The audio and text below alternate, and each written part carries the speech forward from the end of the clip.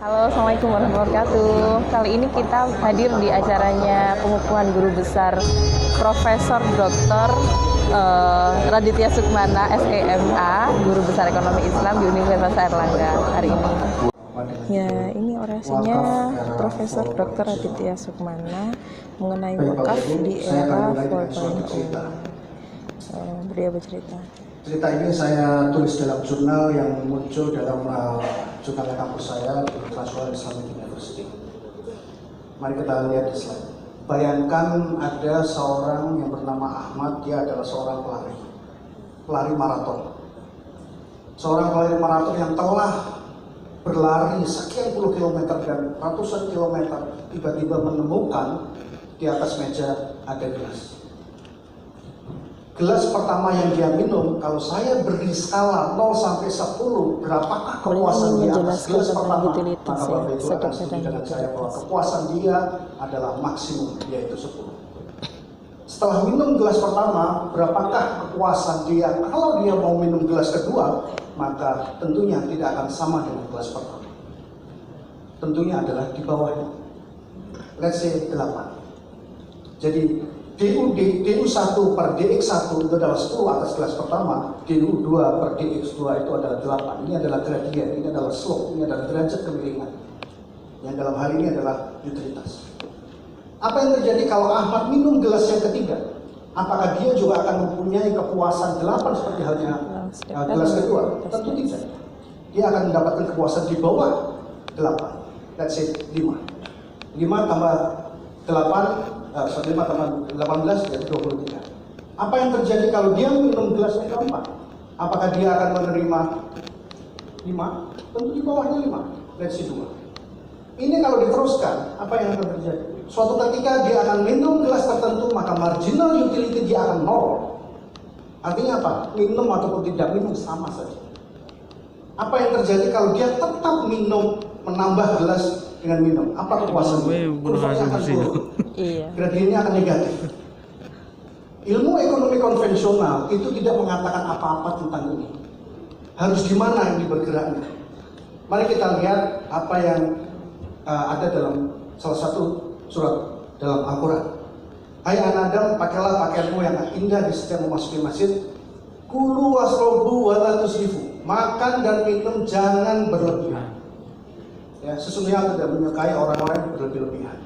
Jangan berlebihan ini maknanya apa? Apa maknanya ini kalau dalam konteks Ahmad tadi yang sudah meminum 4 Ini gelas, Ahmad yang sudah minum maka perlakuannya adalah pada gelas kedua, ketiga, dan apa yang harus dilakukan? Yang harus dilakukan adalah mari kita lihat surat Al-Quran ini, surat Al-Baqarah ayat 261. A'udzubillahi minasyaitonirrajim. Bismillahirrahmanirrahim. Masalul ladzina yunfiquna amwalahum fi sabilillahi kamathalin habatin ambatat sab'a fi sanabila fi kulli sumbulatin mi'atu habbah wallahu yudha'ifu liman yasha' wallahu wasi'un alim. Apa artinya? Barang siapa menginfakkan sedekah di jalan Allah, maka itu akan tumbuh 7, dari 7 kemudian tumbuh 100. Ya, apa artinya di sini? Artinya di sini adalah pada gelas keempat berikan kepada orang yang mempunyai kondisi Ahmad pada saat sebelum minum gelas pertama. Sangat kehausan. Contohnya Ahmad memberikan kepada Umar. Apa yang terjadi pada Umar? Berapakah utilitasnya? 10, karena dia sedang kehausan. Apa yang harus dilakukan oleh Ahmad pada gelas ketiga?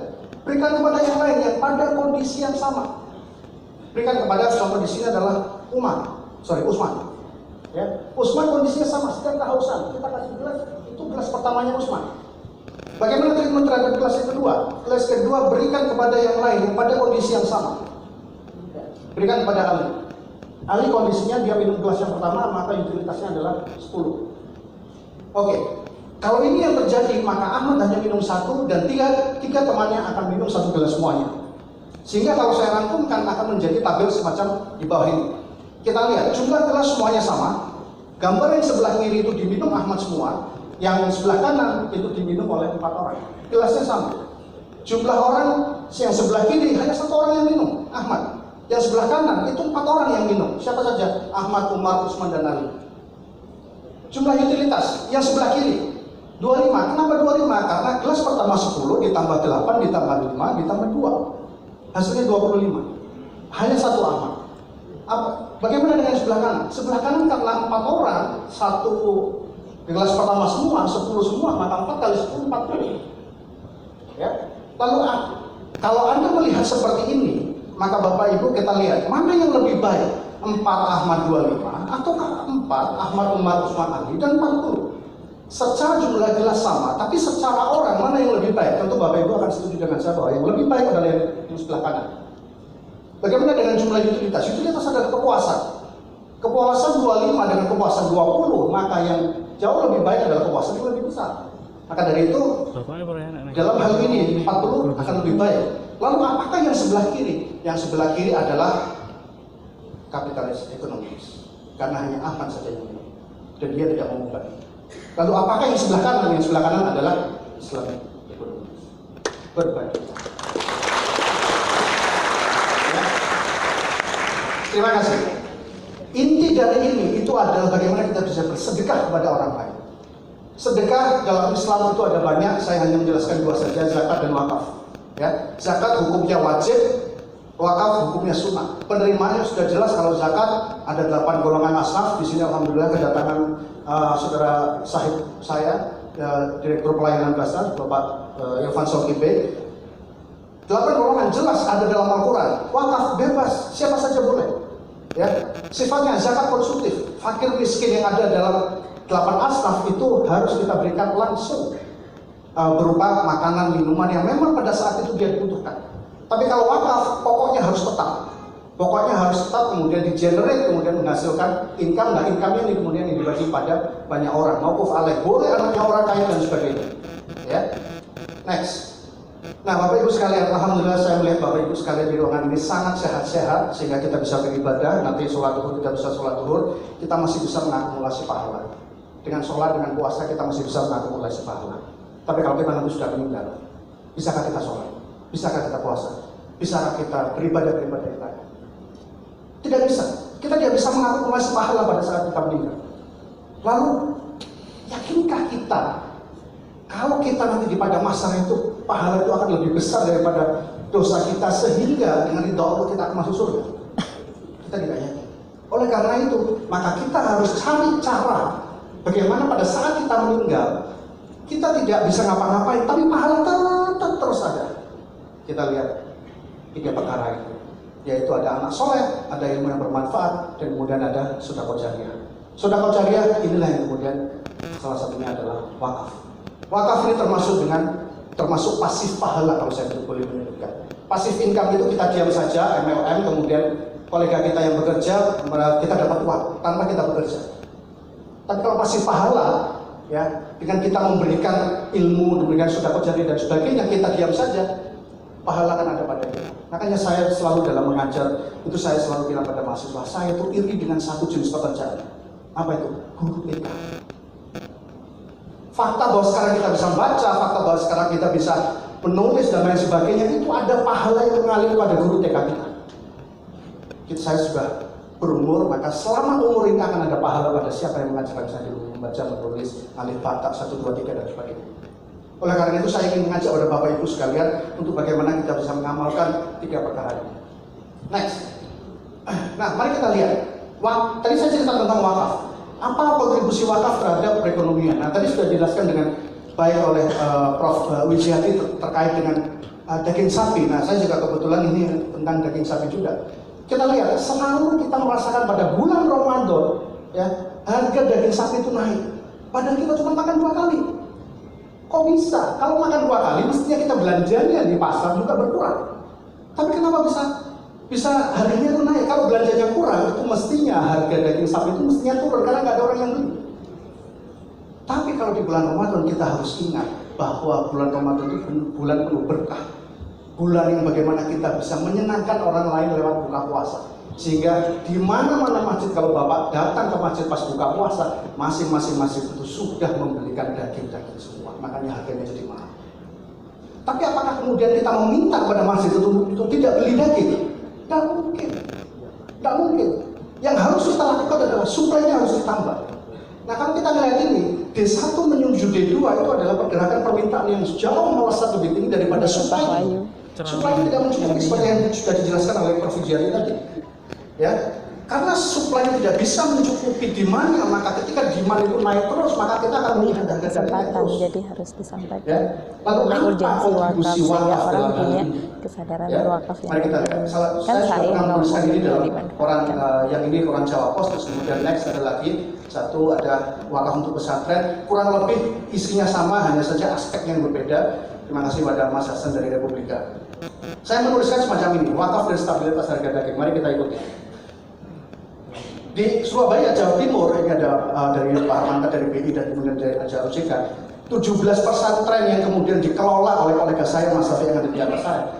17 pesantren ini sudah ada MOU untuk saling memberikan informasi tentang produksi apa yang mereka masing-masing buat, untuk kemudian saling membeli dan menjual.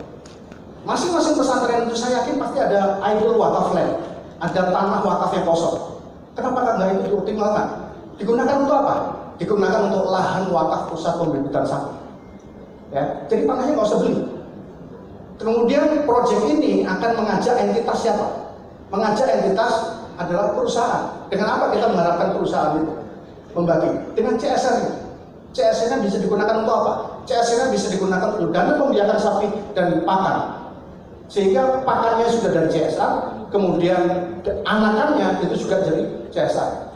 Kemudian proyek ini membutuhkan kerjasama dengan siapa? Kerjasama dengan universitas, terutama adalah universitas yang ada fakultas kedokteran hewan dan universitas atau universitas peternakan.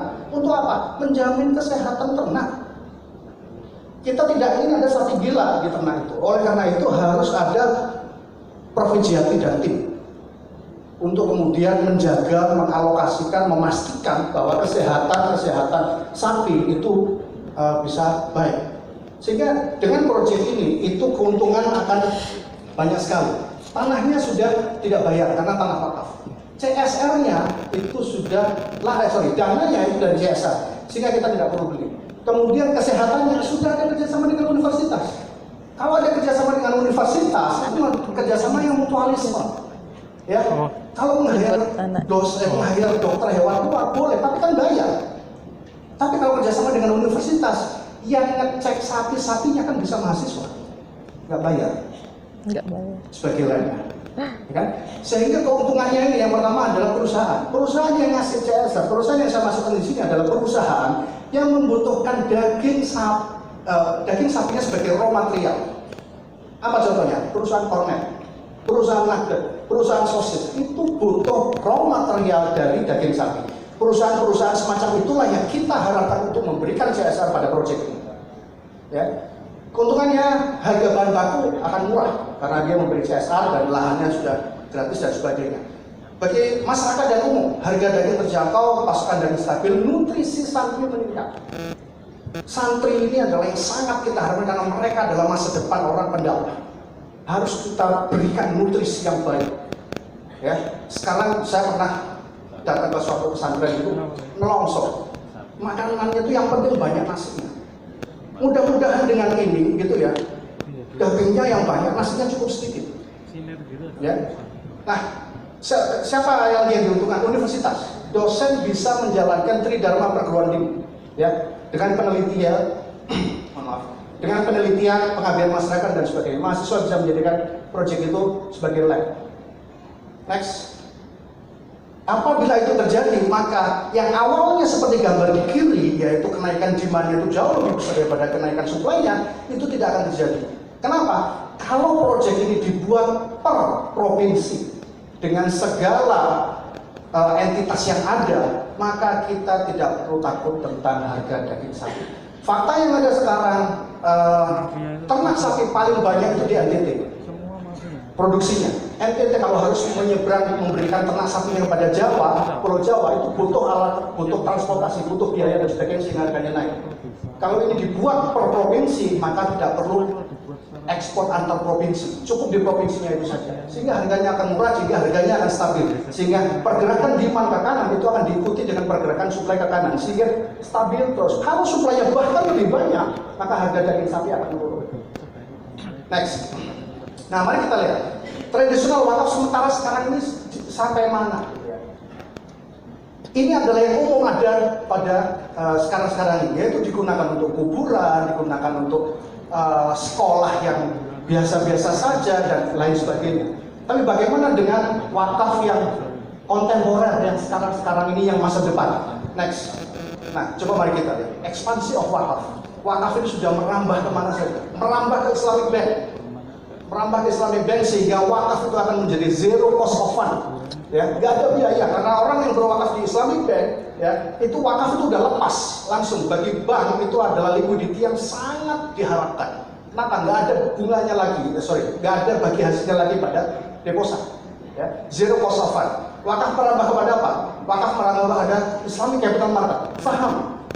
Wakaf share ini adalah salah satu cara kita untuk menyelamatkan perusahaan-perusahaan BUMN kita dari pembelian oleh asing. Caranya bagaimana? Setiap ada BUMN yang go public yang mengeluarkan isu saham baru, kita beli, kita wakafkan. Kita beli, kita wakafkan. Semua yang keluar kita beli terus, kita wakafkan terus. Sehingga tidak memberikan kesempatan investor luar negeri untuk membeli saham tersebut. Sehingga kita akan punya kedaulatan. Kenapa? Karena semua saham BUMN itu kita wakafkan. Kemudian wakaf juga merambah takaful. Takaful, uang pertanggungan itu bisa dikerjasama, bisa diperjanjikan di awal bahwa kalau nanti saya meninggal maka uang pertanggungan untuk anak saya yang mestinya anak saya dapat 2 miliar ataupun 3 miliar, 40%-nya saya wakafkan. Sehingga saya wakafkan misalnya ke UNER dalam misalnya 1 miliar, maka 400 juta itu UNER akan mendapatkan langsung cash wakaf. Nah ini yang kemudian